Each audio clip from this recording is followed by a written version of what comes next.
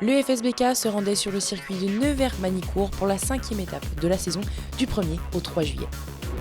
En Super Sport 600, Valentin Debise conserve les avantages de sa pole position dès le premier virage, mais derrière, Johan Gimbert s'envole avec lui et reste dans sa roue tout au long de la course. Malgré une pénalité de 3 places sur la grille après un accrochage en FP3, Enzo de la Vega se hisse à la 5e position. Devant, Mathieu Gregorio et Loïc Arbel ont bataillé pour la 3e place. En difficulté avec un mauvais choix de pneus, le numéro 24 finit 4e. Loïc Arbel monte sur la 3e marche du podium et suite à une petite erreur dans les derniers instants de la course à Adélaïde, Johan Gimbert termine 2e et premier challenger. Valentin Debise a alors le dernier mot et s'impose pour la première course de la journée.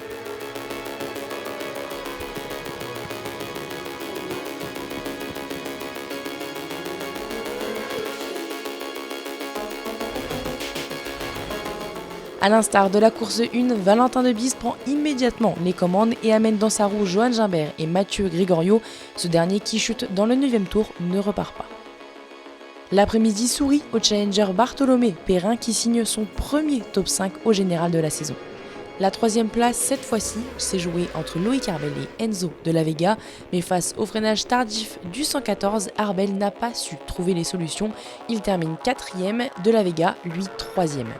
Devant, même si Johan Gimbert a pris les commandes un instant, il monte finalement sur la 2e marche du podium et remporte le challenger. Imbattable, l'Albigeois Valentin Debise signe sa 10e victoire de la saison en Super Sport 600.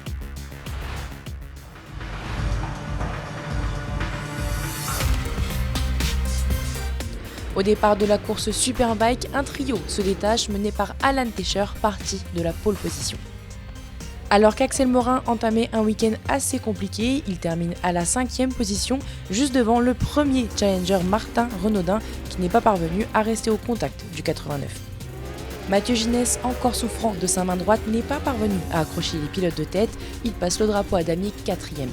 Alan Tescher termine 3e malgré ses tentatives pour reprendre les commandes. Kenny Forêt, lui, a bien tenté de prendre l'avantage sur le premier, mais s'est retrouvé en difficulté dans les derniers instants. Il finit 2e. Le pilote Yamaha Michelin Valentin Debise remporte la première course.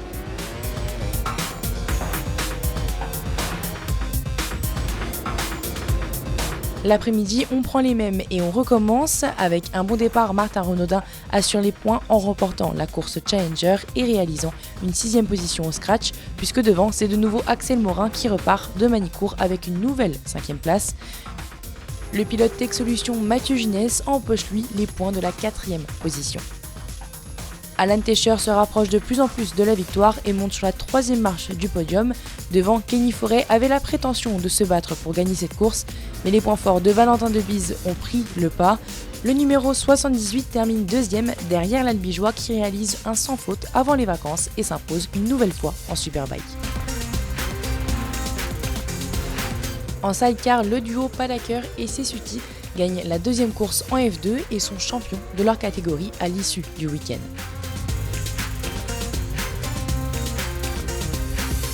Pour les F600, l'équipe Vinet se classe en 3e position. Après une belle bagarre, le Side 52 de Perilla et Cochan s'incline et termine sur la 2e marche du podium. Et après leur victoire le samedi, le père et le fils Peugeot remportent aussi la 2e manche à Manicourt.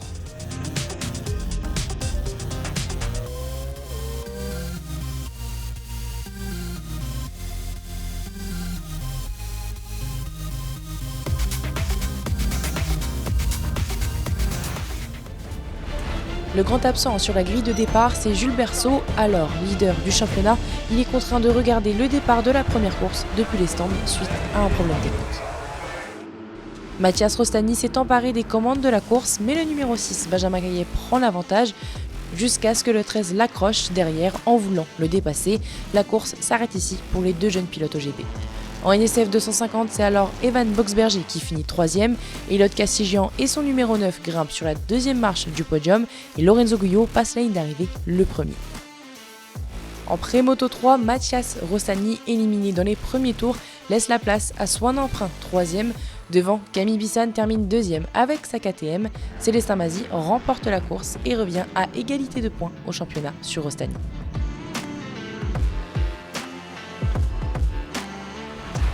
L'après-midi, Lorenzo Guyot et Evan Boxberger ont bataillé tout le long de la course pour les premières places, mais se sont accrochés dans le dernier virage, réduisant à néant leur performance. C'est finalement Kyle Payne qui termine 3e et Elliot Kassidjian qui remonte de nouveau sur le podium 2e. Benjamin Caillet prend la tête au 9e tour, il s'impose et s'empare des commandes du championnat NSF 250. Pour la catégorie Pré-Moto 3, le numéro 37, Camille Bissan, termine à la 3e position. Devant, Célestin Mazzi à la 2e position. Et à 22 secondes, c'est Mathias Rossani qui repart avec la victoire et redevient le seul leader pour 6 points.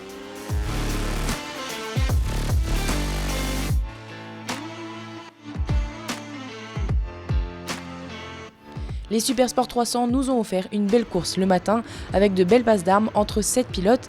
La fin du suspense se termine dans le dernier virage. Evan Plindou monte alors sur la 3e marche du podium. Jefferson Delbosque, le numéro 44 qui était en tête du peloton, termine 2e et Loris Chédron signe sa toute première victoire dans la catégorie et c'est Théo Tauveron qui s'impose en Challenger.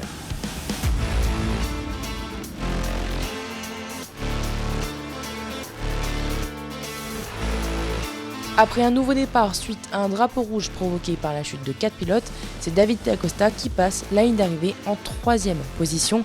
Enzo Damani, le leader du championnat, signe la 2e position dans la course 2. Et c'est le numéro 26, Dorian Joulin, qui s'impose, ainsi que Théo Tauveron, de nouveau en Challenger. Rendez-vous à Carole mi-août pour l'avant-dernière étape du championnat de France Superbike.